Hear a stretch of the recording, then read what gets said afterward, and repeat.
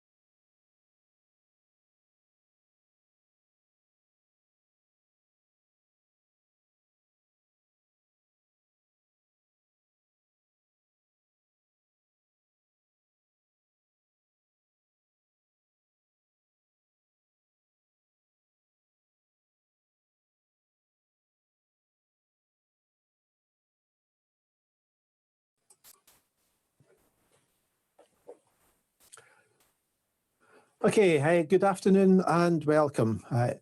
I'm Kerr Gardiner, Senior Consultant Analytics here at Jisc. I want to thank you all very much for giving up your time this morning and joining us on what will be a very interesting presentation from James at Abertay University regarding how they've monitored student attendance to see how it can positively impact on a student's well-being. I've just got a few quick points to mention in terms of housekeeping. Some communication has said that this is a 30-minute slot, but as James has a lot to cover, it will likely be more than that with time for questions. But don't worry if you can't stay for the whole session, as it is being recorded. Your microphone is on mute.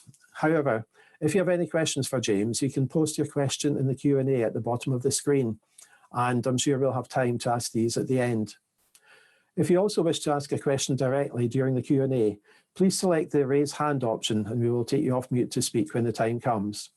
We would also love to hear your thoughts and opinions on topics discussed, so feel free to add these to the chat pane too. So without further delay, I'd like to introduce and hand over to James Nicholson, Director of Student and Academic Services at Abertay University, who will explain more. James. Thank you, Kerr. Welcome everybody to this lightning talk. So I've been asked to just do a presentation on how at Abertay University we use the Jisc learning analytics tool, sometimes known as study goal, or data, for us insiders, data is the data explorer bit that the staff use. So and how we use that in terms of monitoring student engagement and also to support student welfare. If we go on to the next slide.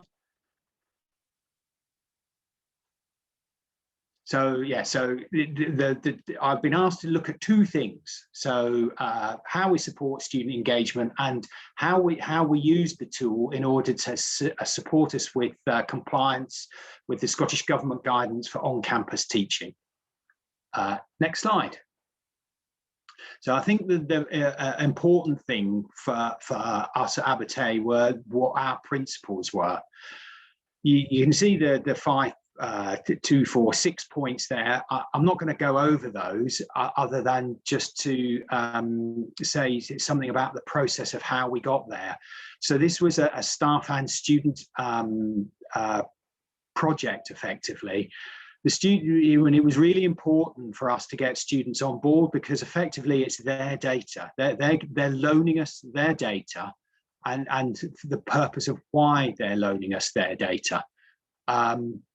We were very clear for very early on that it would not be a punitive monitoring system whereby, you know, people aren't turning up and we're going to throw you off your course, or it's going to be used in some sort of system to penalise students. we've done this on the basis of we want to look after the welfare of our students. So if people's engagement is dipping, it's about how we engage with those students to encourage them to re-engage with their studies. I think the other thing that was really important is that students were really concerned about any sort of using any other data, so protected characteristic data, or where they live, or any of that sort of data, in terms of predicting whether students would stay or leave. So they were really clear with us, and at the very beginning of the project, we had whole cohorts of students refusing to engage with this until it was clear to them that we were not using any other data than their engagement with their studies. We have a very large and successful ethical hacking and cybersecurity program, both undergraduate and postgraduate, who mounted a very vigorous campaign of getting students not to use this. And that's the other thing is that students have to engage with this system. So in terms of monitoring attendance, academic staff, so the University Senate has said all academic staff must take attendance. But on the flip side, students don't have to register their attendance. So it does provide some difficulty sometimes, but most students do want to register their attendance, but it's not compulsory that students do that, and nor do we insist that they do. So if a student says, I don't want to register my attendance, then the member of academic staff will say, okay, that's fine, that's up to you. But they will then explain to them what happens if they don't. And that we will, that the central part of the institution will be following up on people who don't register their attendance and what that means. So you can see that, so effectively that those principles are the key things that we want to make sure that gets across to our student body. And since those early days where we had the ethical hacking and the cybersecurity students not wanting to engage, everybody now does engage because they see the benefit of it. Next slide. So I think the other thing is what do we constitute, what from a welfare perspective, what constitutes, so we had to think about what constitutes poor engagement in order to set up the system. So for us, it's over 14 days. So we've set it at 16 days, but it's anything over 14 days. And the reason why we came to that is that people can get ill, they can have flu, and it will, people may not register their attendance for at least a couple of weeks, or they might not be able to engage online for a couple of weeks, and that's fine. So the students, in that idea of treating people as adults, if they want to, if they tell a member of academic staff, I'm off ill, then the member of academic staff can use the system in order to identify that the person's off ill.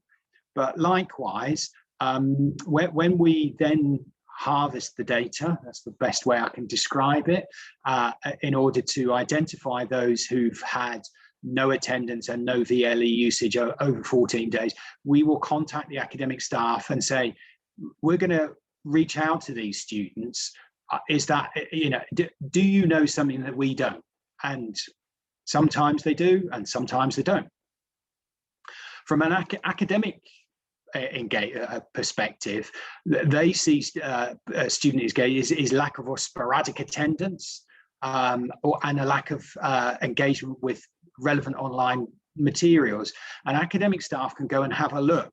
So one of the things that academic staff have appreciated is going, when a student rings them up and saying that they're struggling with maths or whatever, what they can do is they can go and have a look and see, well, what is it? What materials has the student engaged with? And then they can say to students, well, I've uploaded this piece of material that you've not engaged with, and I can see that you've not accessed it. So, or I can see you've accessed it a lot, but you're still not getting it. So it allows academic staff from that sort of care side, because I think it's all about caring for your student community, in terms of saying, well, you're either not engaging with the stuff that's up there, or you've accessed it a lot and you still don't get it. Well, let's have a discussion about what that might be. Next slide. So what do we do? So what is that? How do we to students? So once we've identified that somebody has no attendance or VLE engagement, then what we do is that on a first occasion, we would email the student in that sort of inquiry of, we've noticed that you've not been engaging online, you've not been attending. We've used the Jisc system also for online synchronous engagement. So staff record attendance for that. During term 1 this year, we had both on campus and online engagement, and so face-to-face on campus. So that was used, and I'll come explain more about that later on with the Scottish Government bit, and also with the synchronous online. So we can use that. Students can be the Jisc system of posting up a code for students to register their attendance can be done anywhere. So a student can be anywhere. They can be in China, which we do have students in China who are engaging with stuff online, or wherever. They can just type in the code, register their attendance, and that's fine. So what happens then is that what happens if the student is still not engaging, and then that's the second contact is student advisors, because we see this as a welfare type issue. Then student advisors will ring the student in the spirit of inquiry and say to people, what's going on? Is there something wrong? Obviously, you've not re-engaged, or you've not engaged with us via email. So, is there something that we can do? Is there something? Do you need to speak to somebody? Next slide. So from the academic side, it allows, obviously the system allows staff to, they don't have to wait. They don't have to wait for us to make these things. If they want to, they can see if students have engaged with the VLE materials or not. So they can reach out to students prior to us doing that. So if they feel that there's something really important that they recognise from year to year that students struggle with, and that people haven't actually engaged with those materials, they can reach out before then. They know that through from our centralised administrative support, that they will get a list of students who aren't engaging. So then that allows them then to keep an eye on, well, actually this student hasn't engaged, maybe they've suddenly come back again, but to keep an eye on that individual, maybe from an academic viewpoint, in terms of academic guidance, you've missed the last couple of weeks, is there something that you feel that that you need some support with, and point students into the relevant materials. And it also provides an overview of an engagement. And before you all came on, I was speaking to Kerr about how we use that in our programme assessment boards. So where we had a concern about a student, they hadn't either submitted work, or it seemed that there seemed to be a limited engagement, we then used that to support the decision that we made about that student as to whether, yes, we'll allow that student for a resit, or whether actually, no, this is a withdrawal for that student, because we can look at the level of engagement and what the student has engaged with, and that assisted the the programme assessment board that I was in this morning in terms of making those decisions. Next slide. So what are the interventions? So when a student advisor speaks to the individual, what they can do, so all the student advisors have had mental health first aid training, assist suicide training. They've all had training in doing time management, you know, the general sort of learner support skills. They can support students with, you know, they've all had all done counselling skills training, so they've all got a graduate certificate. They can all help students with financial support. They can all tell students about the programme guidance and the options.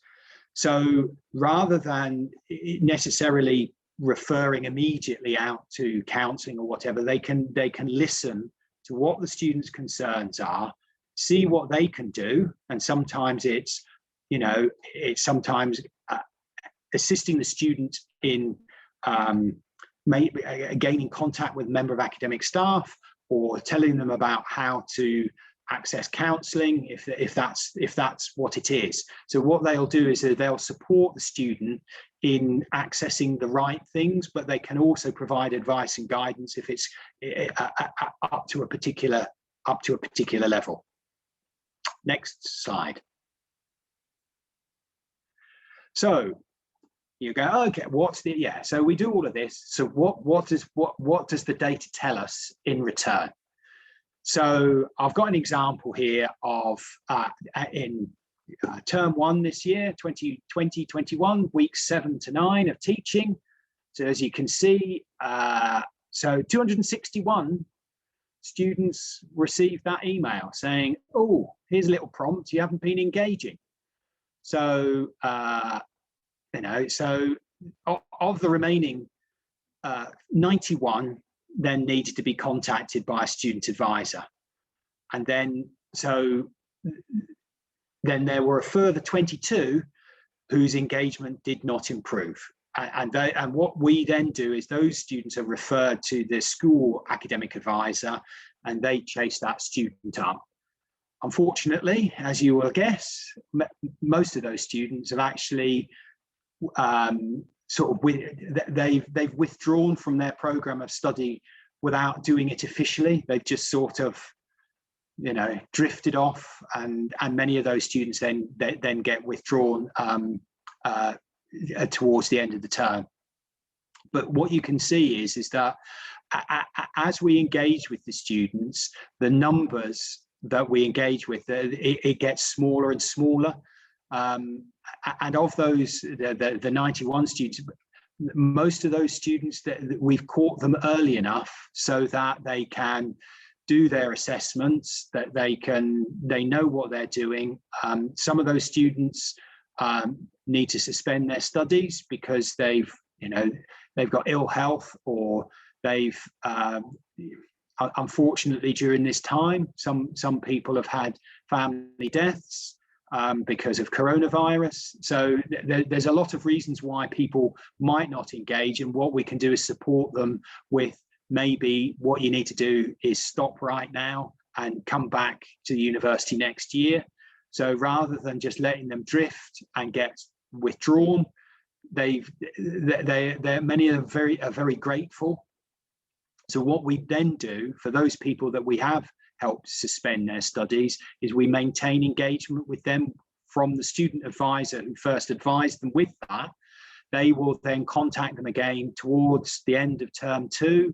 They will then contact them a couple of weeks prior to re-enrollment, and just make sure everything's okay, that they're on track, and that we can try and support them and to remind them of the support that's available when they restart that year, be it first year, second year, third year, fourth year, whatever it happens to be.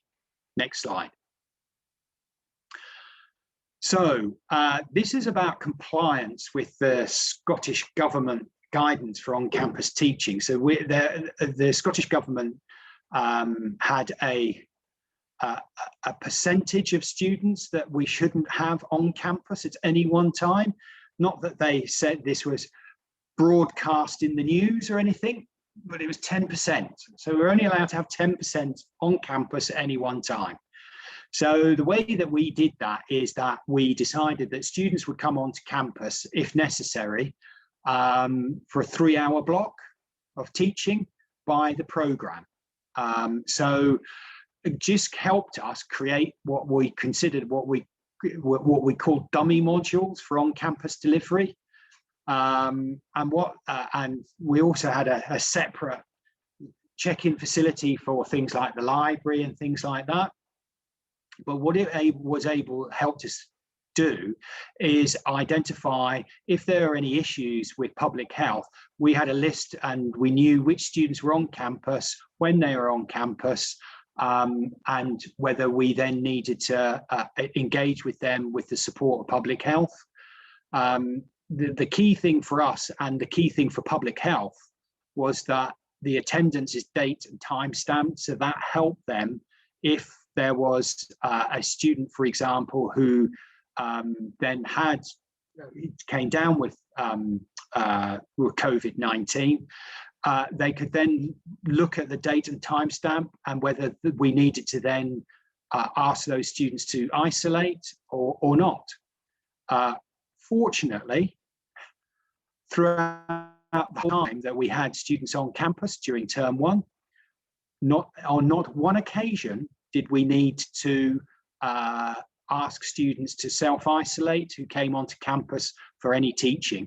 And there were occasions where we did have to look at that, but the timescale between the student getting COVID-19 in conjunction with support from the local public health team and when they were on campus meant that actually it wasn't a concern. So we didn't then have to raise concerns with students or with members of staff. So it was a very helpful system in terms of us being able to work with public health and know who was on campus when, but also in terms of reporting to the Scottish Government in terms of that 10% on campus at any one time, being able to say, well, on this day, this is how many students were on campus. I mean, the likelihood is that it would have been over 10%, but of course we know that most students, there's always a number of students that don't come onto campus each week in any case, or each day. So we were able to maintain that below or 10% or below pretty much the whole time. Next slide. Questions? Yes, questions over to you. I don't know whether there are any questions. Yeah. Well, thank you, James, and thank you very much for taking the time to share what I found was a very interesting talk, particularly in these COVID days. As you say, there's now time for questions. So, as I said before, we'll address the chat pane first and then take questions. And if you want to ask anything, please raise your hand and we can take you off mute, or you can just put it in the chat pane. So we've got, it's more of a comment actually, and it's from Andrew Cormack, who is flagging that we've had a really negative, as in press and Twitter coverage, responses to the term harvest, which is actually a data science term anyway, and suggesting perhaps gather might be a better terminology. Just wondering if you'd come across any issues with the terminology. Yes, we don't use that term towards the students. I was using it in this forum because I thought people would understand what I meant by that. But with students, we do use the term we gather data. Yes, it's horses for courses, really. Yeah. And few questions coming through now. So Christian Dines has asked, academic staff sound like they generally like the system. Was there any resistance from academic staff? And if so, how did you deal with that? Yes, it's taken a while for them to like the system. And the reason why they didn't like the system is because wasn't because of the system, was because the University Senate mandated them to take attendance, and they didn't want to do that. So some staff then sort of initially subverted the system by saying, okay, I'll take attendance, but I'm going to do it with pen and paper. Yeah. And the response to that, that's fine. But then you'll need to enter that data into the system. So it's up to you.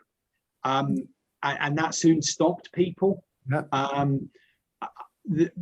I would say that some staff still don't realise the amount of data that's available. We do provide training, we do tell people, and then every time we say, oh, by the way, you can look at the data in this way, it's almost like a light bulb moment, a eureka moment. Oh my God, I can look at all this. Yes, yeah. If you want to. So there's a constant need to keep refreshing staff, because they probably don't use, unlike our school academic advisors who are embedded in the schools and maybe divisional leaders or program leaders, most other academic staff might not use it as regularly as they do. So there is a constant need to make sure that staff are aware of what the system can, the visualization of the data and what they can look at. Yeah, no, thank you. I see that there's a note about George would like to answer this question live. I don't know if that means anything to Georgia. No, I'm just throwing them up for you. Oh, okay, thanks.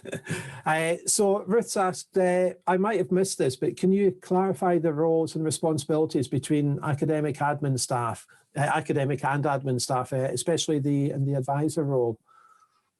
Yeah, so as an institution, we have no school offices. So about 3 years ago, all school offices were closed and everything was centralized.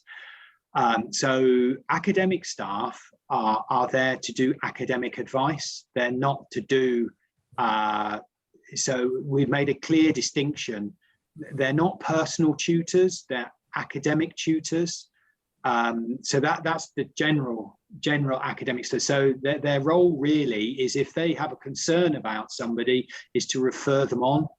So they will refer them to a school academic advisor. So a school academic advisor is the link between the professional services and the program teams or the divisional teams, and their role is they will try and support the student in sometimes accessing academic staff or referring them on to the professional services. So it might be, for example, counselling or whatever. So they try and they sit between those two areas. And what we can then do is that it also goes the other way. So professional services staff, when they've got a concern about a student, will speak to the school academic advisor, and between them and the school academic advisor, they'll try and address those things. So in terms of the administration, that's all centralized. So there's one great big central admin pool, and their role is to, because again, professional services, we have no administrative staff either. So their role really is to support academic and professional services with the administration of this. So we get the data, we provide it to, we've set up a process, and the admin staff use that process in terms of sending out emails to students, or providing information to academic staff, or providing the information to the student advisors about which students are required, that they are required to contact. And then basically the systems and processes that those individuals have then come into play. So that's effectively it. And I hope that answers your question. Thank you, James. Kind of partly following on from that, in the chat, somebody's asking, did you have any issues resourcing this in terms of managing the data or the workload of your student advisors? Did it impact on the on the actual workload, the resourcing requirements, and if so, how did you deal with it? Yes, it did, and we got additional resource to do that. I made it very clear, if this is what we want to do as an institution, then we're going to have to resource that. So remember, we're a small institution, so we got an extra 1.6 FTE in terms of student advisor resource to be able to do that outreach. But it's also part of the argument about why we needed was then not to then place the burden back on academic staff for them to have to do the outreach. So in terms of the cost and the benefit to the students and the academic staff, it was seen as quite reasonable. So that's what we did. Yeah, thank you. And one from Rachel. This is about using the system itself. So within the system, there's a notes function where you can take notes from the students. And Rachel's asking, are you using that notes function for academic and professional staff to make notes about the students' engagement? No, we don't. We use a different system. And the reason for that is for confidentiality reasons.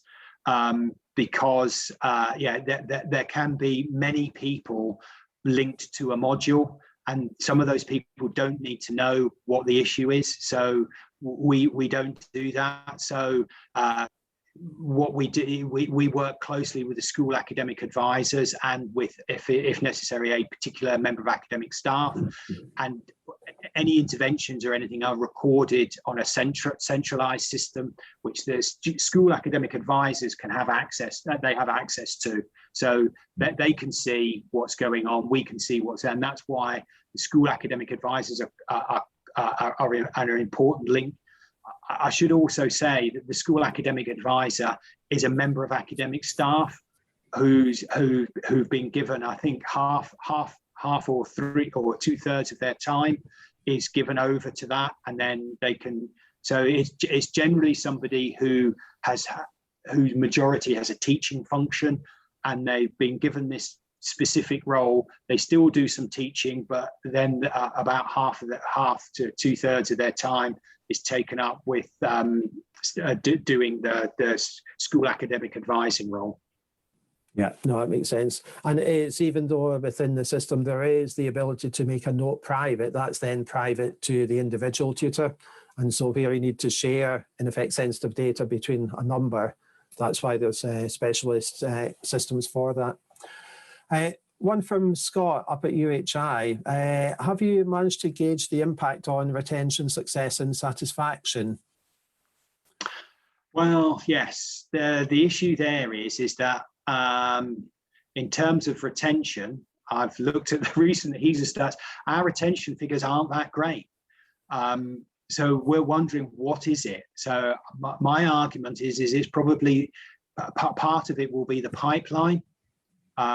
So the students that come in, we might need to do more with them in terms of their resilience prior to arrival. Rather than, I mean, we're a widening access institution. We're very proud of that, but people do come with a variety of different issues before they've even arrived. So that's one of the things that we're looking at, is how we can do that. So we're looking at micro credentials as a way of, for first year students, as a way of doing that. So all the professional services will be providing some 5-credit modules where we'll be looking at things like mindfulness and whatever. Obviously, and the students will be doing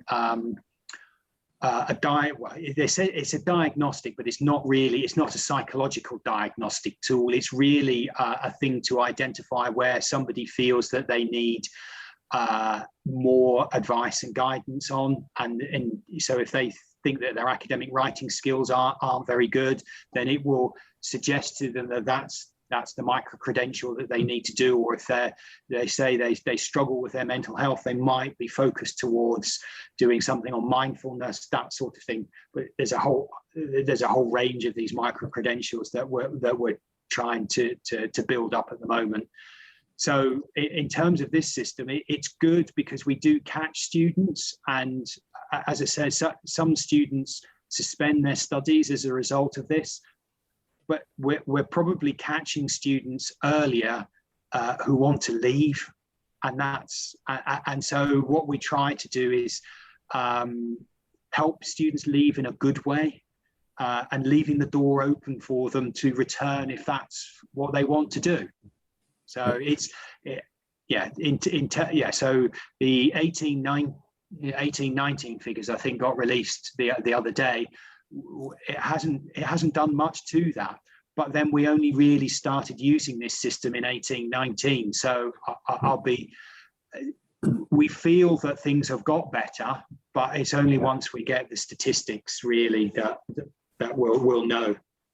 Yeah. Can I just ask for myself a supplementary question to what you've just said there about the micro-credentials? Now, for colleagues in England and Wales, might not be aware that the standard Scottish degree is 4 years. Does having that extra year help, do you think, to build that in? Yes, because effectively, the way that I look at first year, it's the foundation year. It's to give the students the skills to succeed in the second, third, and fourth years. So it is much better. But although we are thinking about micro credentials for later years as well, because there are things in terms of so just for example, in terms of cybersecurity skills that we feel that all students should have, regardless of their level of study, and but actually is to build upon that. So there is something around, business students or marketing students should actually have a good understanding of cybersecurity. There's just one example. And that might be at higher levels rather than just at lower levels, so that when they're going out into the workplace, they've got skills that maybe that other people might not have. But the other thing with the micro credentials is is allowing people to do them, so then they might get credit for them. But if, for example, you're a third year student and there's something that's a first level, in Scotland it's called level 7, but SCQF level 7, but I can't remember what it is in England or Wales, but first year modules is to allow people to do that, and then that will be added to their higher education achievement report, so that they will be doing it as rather than getting academic credit for it, they'll get a skills-based credit for it. Yeah, so in effect, it's a bit like graduate attributes in a sense. Yes. Building on that work. Another question this time from Phil G. Have you gathered it, yes, put that in quotes, data on the extent to which staff are engaging with the system? And if so, use that to check that the data you have is complete, or to prompt staff to record attendance and engagement.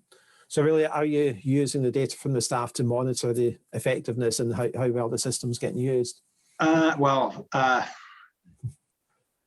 We can only, the only bit that we know that the staff definitely use is the attendance monitoring. Yeah. So, but the other bits we don't really do.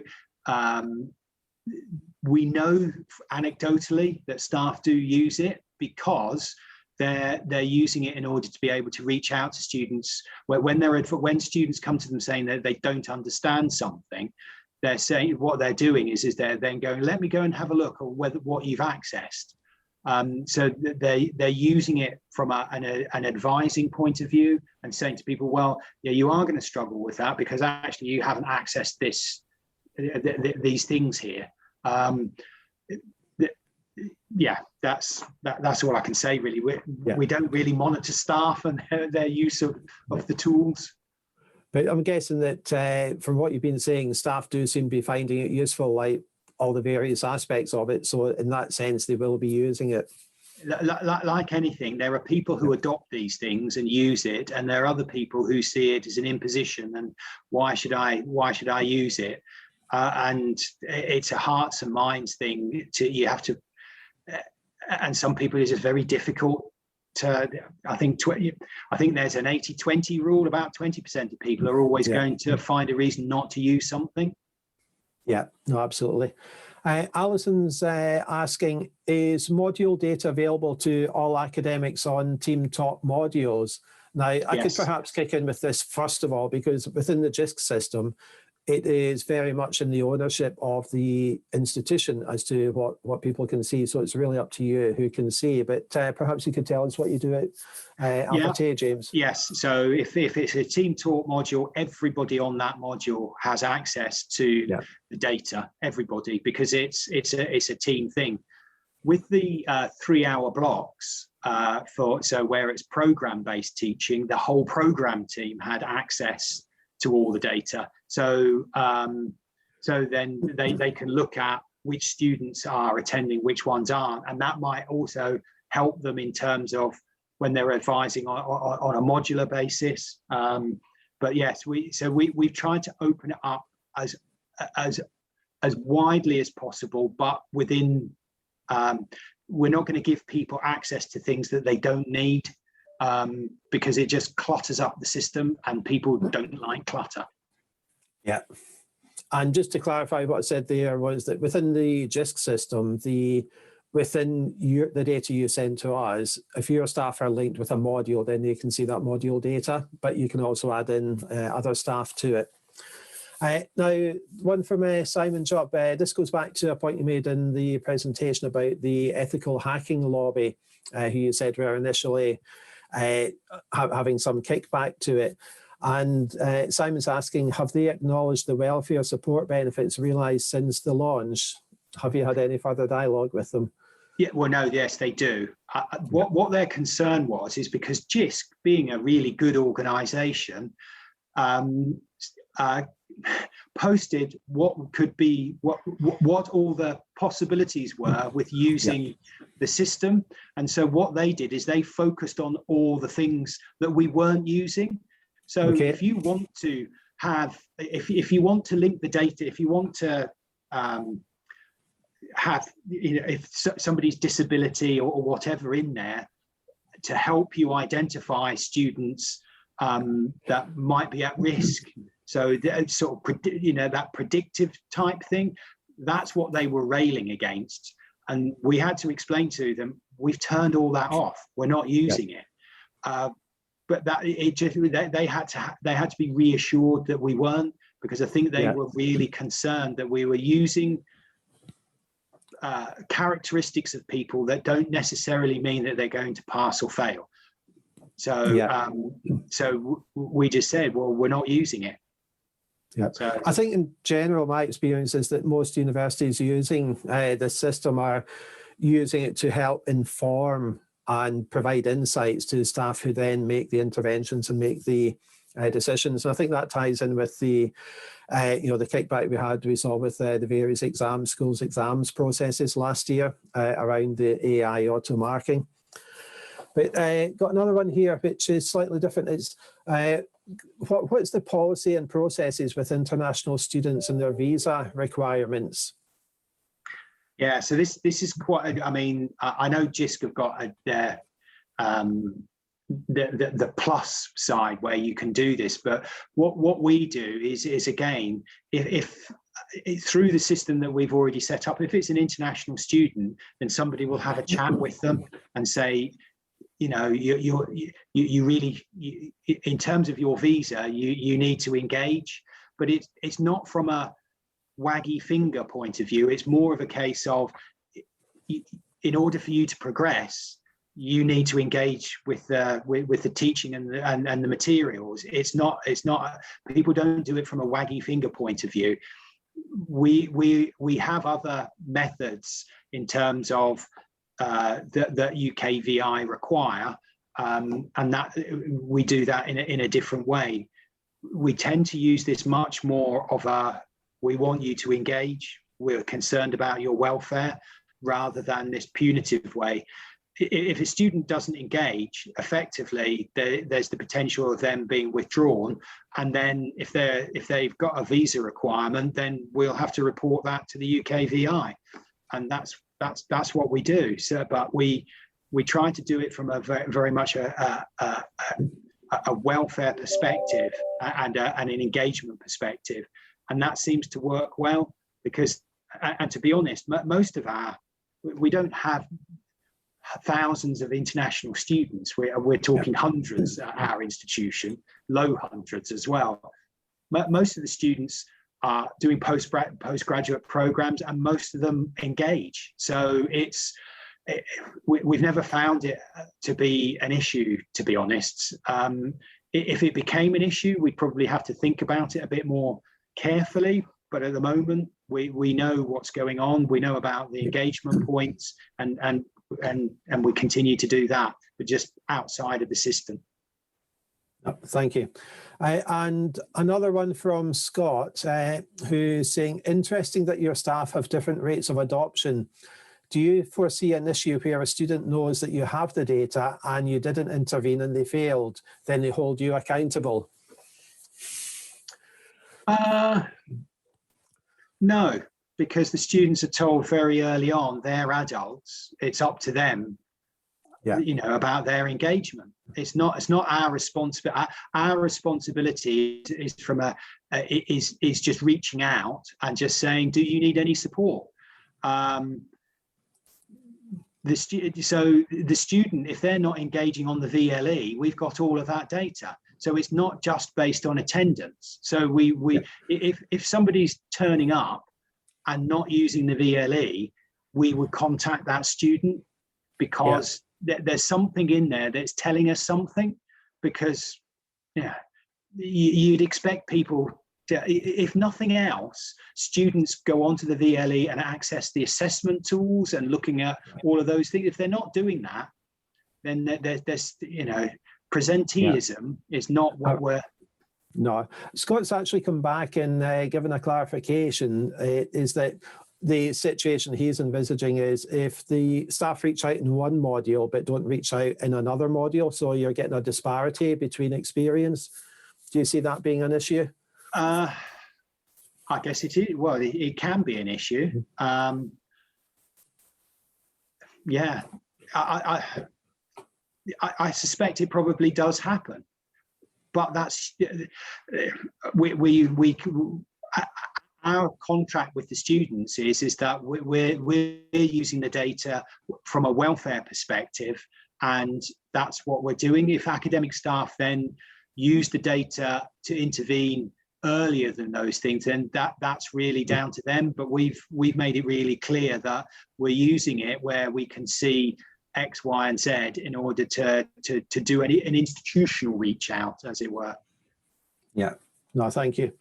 I saw on my screen flashed up that somebody put their hand up, but it seems to have disappeared again. I didn't quite catch the name, so if it was you, excuse me, let me. Rosie, let me just switch on your mic. There you go, Rosie. Over to you. I think you're muted, Rosie. Sorry, user error with the hand. Go on. Oh, you don't have a question, Rosie? Okay. No. Okay, that's fine. We're out of questions at the minute, but there's one I'd quite like to ask, and it's the classic one, is you've gone through all this. What else would help and what would you do differently? So actually 2 questions, using your hindsight. What would I do differently? Putting you on the spot, I'm sorry about that. No, that's fine. I think I think we need some better automation of some so that it's quite, from an administrative point of view, it's quite staff intensive currently. So the staff have to download the data, they have to sort the data, they have to. So we need some sort of automated process that things work. It makes it easier to get things out quicker, because I think we're reliant on people doing these things in amongst other busy things, and they might leave it a day, and that day might make all the difference for some students. So, you know, people do chase up and say, oh, have you sent the emails out? Oh, yes, I have. But sometimes it's, it takes a bit of time. So yes, I think my request to Jisc really is a level of automation that allows us to be able to have the email set up and it draws out the data so that we can just push a button and it just goes, rather than having to manipulate the data for ourselves in the background. So just in case people don't know, is that you have to, the data comes in a CSV file or TSV file, and TSV. It's into a folder that we've got at the university, and then we then manipulate the data using pivot tables in order to identify who we need to then send out emails to. And then we've got our own system, because all of that data then has to go into another system in order for us to be able to identify if the student is the first time or the second time or third time that we're contacting them. So that all of that would be wonderful if it was all in one system. So that's, I know. It's just coming on to that, it's within, for those listening that aren't aware of the Jisc system, a lot of the visualization, etc., and there are notifications built into the system. But what we've worked with Abertay to do, because a very specific requirement was to enable this working at a program level rather than just a module level. And one of the beauties about our system, but also, as James is saying, one of the challenges that then comes out of that is that institutions get all the data back, so you can then run additional bespoke BI on it. But I think what you're saying, James, is that this is such a core bit that it'd be quite nice if at some point we could put that automation back, cover that at our end. And I think that'll be quite an interesting discussion it's not onerous for people to do this. It's just, it's one of those things where you look at it and you go, well, that could be automated at some point. Yeah, because we're always looking at how best we can automate without turning it into, because we have seen a bit of a kickback on the the automatic notifications going out. You've got to be very careful about that institutionally, how you manage them.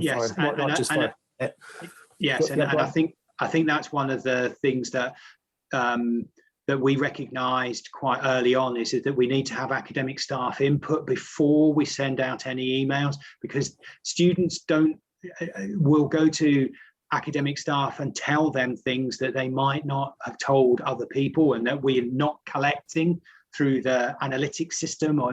So it's got to be a joint venture, and everyone's got to trust each other in order to do that. We're all doing the right thing.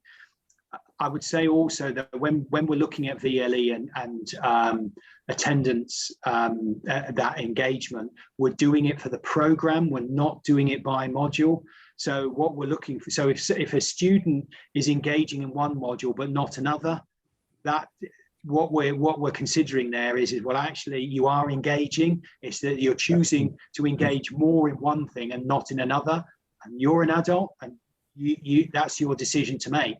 But if it's across the board, then that's when we think, actually, we need to do something because this person is struggling in some sort of way. And that's where the welfare side of things comes in, because we're then thinking, well, there's something that the person is struggling with, whatever that might be. Yeah, no, thank you. Looking at time for maybe just another couple of quick questions. A quick one from Scott again was, did you have a broad stakeholder group at the outset? And yes. Was that beneficial? Yes, having students involved at the beginning is very important. So, and not just the student association or student union. It's finding what I would consider normal common or garden students and getting them involved as well, because having that wider consultation, because as I said, it is the students' data. So how do you want us to and that's where the welfare thing came in, is that they were much more concerned about us reaching out to people who might be struggling with their welfare in some way. Yeah, no, I think, and I think that whole welfare thing is a thing that comes through from all people using the Jisc LA system. And I'll take one final one. It's from Ian Bradley and asking what data sources are being used. He gets that lecture attendance is one, but any podcasting, or is that within the VLE, etc. And how about submission of coursework marks, etc. So my big bugbear. So yes, it captures all the VLE data and everything, and we do have coursework submissions and all of that. My big bugbear is that coursework submissions generally tend to be towards the end, if you look at things. So it's not very helpful. So what would be helpful, and which is what I've been trying, and I think COVID has probably enhanced this a little bit, is when I've been speaking to academic staff, is saying about early assessments, but also using quizzes each week, because what that does is that helps us with the VLE know whether a student is engaging or not. But it also helps the member of academic staff. I've said to them, all you need to do is have a quiz of 5 questions to get them, have they understood that week's lectures, seminars, and just give them some questions, and then they themselves will then go, oh, well, this is where this cohort of students are struggling. But also from my perspective, if students aren't engaging with that, then that's telling me that maybe they're not really engaging with other things, and that would be a flag, an early flag for me. But most assessments happen midpoint, and at the end. Not too helpful, because if you've missed half of the program, then it's too late. Yeah. There's a comment just come in about the quizzes, that they must be explained, otherwise some can see them as summative, which can then impact on their mental well-being. But again, they're formative. Formative, yeah. And I think one of the things that having an analytics package does, it gives you those curriculum insights. It's not necessarily curriculum analytics, but it can give you insights so you can see which bits are being used. So you can also monitor to see what's working within the individual module. But I think we're just about out of time. So I'd like to just round up by saying thank you again, James, and thanks to all the attendees, our attendees, and thanks for the questions, some really good questions there. We really hope that you enjoyed today's presentation from Abertay University. And if today's discussion has whet your appetite to find out more and would like to explore how Jisc can support you, or would like to hear more about a specific topic area, then do get in touch with us. You can use our help@jisc.ac.uk email, or you can add a note into the chat panel. We'll get back in touch. We'll also be sending out a very short post-event survey, so we'd love your feedback on today's event. So I'd just like to say thank you again very much, James. I say really interesting. Thank you, everybody, for your questions, and just bang on time, which is really quite nice. We finish up. So thank you all, and enjoy the rest of your day. Bye now.